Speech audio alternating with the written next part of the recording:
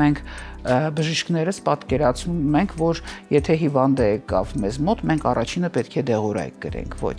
Ցանկացած ուղեցույցների մեջ առաջինը ոչ դեղորայքային մոտեցումներն են, հա,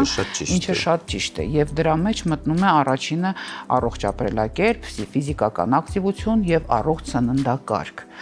Այսպես կարծես թե ծեծված բառեր ենք ասում, բայց ծեծված չի։ Մենք անդադ պետք է ասենք, որովհետև կարծես թե ամեն ասելուց դա լավ տեղ չի հասնում։ Օրինակ առողջ ապրելակերպ առաջինը իհարկե ծխելու մասին եմ ուզում ասել, որ ծխելը ուղիղ կապ ունի սեռական բոլոր հիվանդությունների եւ ցանկացած տղամարդ, որը շատ է ծխում, նա անպայման կունենա սեռական խնդիրներ։ Անպայման, միգուցե չի բարձրաձայնում, բայց ինքը կարծես թե այսպես բրուտալ կերպար է եւ ծխում է, բայց արի մի տես, որ սեռական կյանքում այդ նույն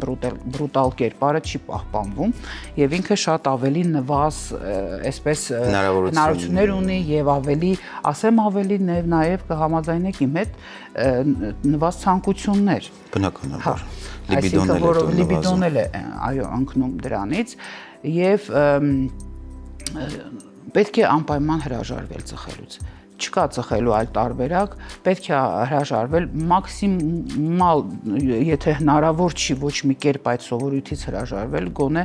ընտրել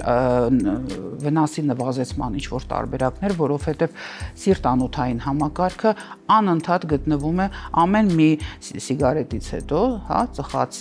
սիգարետից հետո 15 րոպե սպազմի մեջ է սիրտ-անոթային համակարգը եւ դա շատ լավ պայման է, որ զարգանա էնդոտելյալ դիսֆունկցիան եւ սկսվեն ամբողջ այդ սիրտ-անոթային հիվանդությունների, այո, շղթան։